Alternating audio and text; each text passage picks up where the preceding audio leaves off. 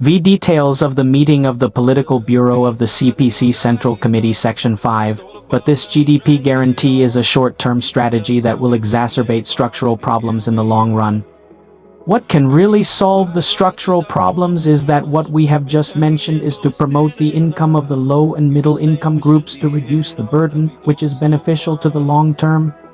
However, the money for this part of the arrangement is absolutely not enough, but it is arranged to solve the figure of short-term relegation, but long-term furniture structural problems. 2 stars, 2 weeks inside the money is too much. This is my basic summary. Then, there is another area that is very strange, that is the real estate field. The real estate field did not get money this time. This time, there are 2 words for real estate. The first continues to vigorously promote the real estate market to stop falling and stabilize, strengthening the implementation of urban villages and dilapidated old houses. Fully releasing rigidity and improving the potential of housing demand are basically the same. Continue to push the market index to stabilize is to rely on policy. Now the policy has basically been cleared. Even the first-tier cities have also lifted restrictions on purchases. What other good policy could there be? Second, rationally control the supply of new real estate land and revitalize the existing land for commercial offices. To promote the disposal of the stock of commercial housing and rationally control the provisions for new land use is to reduce the investment in land use. To calm the growth of this market. But this time there is no incremental policy. What is the incremental policy? Didn't I guess? I guess this time the country will increase investment to recover this inventory house and inventory land to inventory the real estate market. But without this money, why not this money? Now we can see that very clearly, because this fiscal increase, whether it's ahead of the super long-term national debt plus $1 trillion and then the deficit rate plus $1.3 trillion, then we will add about 1 trillion yuan to this, which is already a relatively large expansion, and this expansion is just enough to fill in the recent hole. Can guarantee 5 real estate is indeed no money, because real estate is a big money field. Now China, with so many holes to fill, there is really no money to fill real estate, so I wondered why there is no real estate area this time.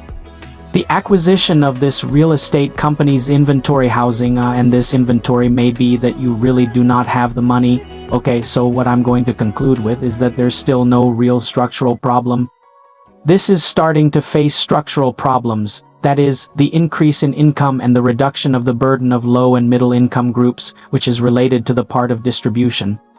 However, this distribution part can invest too little money. Most of the money is two-hearted. The so-called two-hearted is to install new wine.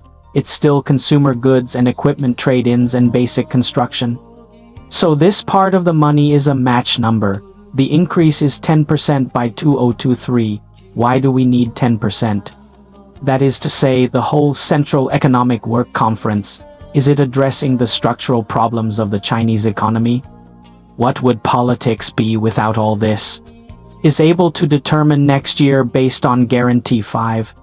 So there are many problems that have not been dealt with. Oh, in the face of next year's nanny, you can deal with the problem of this customs station. Can you cope with the problem of imported inflation brought about by the devaluation of the domestic yuan? In fact, there is a lack of design in this comprehensive economic work. Therefore, in general, we look at the national economic policy from the meeting of the Political Bureau and the Central Economic Work Conference. Are there any real forward-looking measures and concerns about China's structural problems? And it's not still very mechanical. Monetary policy is a little looser, fiscal policy is a little more aggressive, but what's being put into the field is this continued path dependence. So I would think that this is the reason why the Chinese index is falling, is that the market does not see any intention. And how much bigger would you say it was than it is now? Yes, it's bigger, but is it fundamentally bigger? Not really, not really. The reason is simple. The expansion of the local debt and special debt system in China has expanded very, very much in the past few years. If you want to say that it is really large-scale expansion now, in fact, the scale is very limited, and you may not know that China's special project has recently, just how scary the expansion is. Let me tell you about it. Yeah, I actually recently wrote an article about expansion. As far as I am concerned, I did not expect such a rapid expansion of China in recent years. So you can also know, this special belt in fact to really rise in the possibility is very small special data.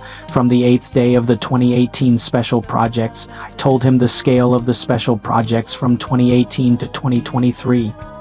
From 2018 to 2023, it will be 86,000 yuan, 9400 yuan, 1640 yuan, 1810 yuan, 21800 yuan, and 25.6 trillion yuan.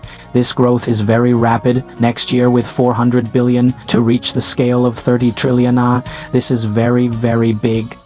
This is basically, there can be no part of this excess growth. Otherwise, the pressure on all parts of the country will be very great. So let's just talk about the Central Economic Work Conference. This is a real problem. Without awareness and facing the real problem will not solve the results of the problem. It's just a bail dance. I'm done talking about the Politburo meeting and the Central Economic Work Conference. So we continue to wait for the next time, when they are going to face the real structural problems. Of course, when do they start to face real structural problems? Well, the process of our real Chinese change can begin. Thank you for your patience to watch my video. If you find my analysis valuable, you are welcome to like, follow and share it with more friends who are interested in economy. Let's continue to move forward on the road of exploring China's economy together.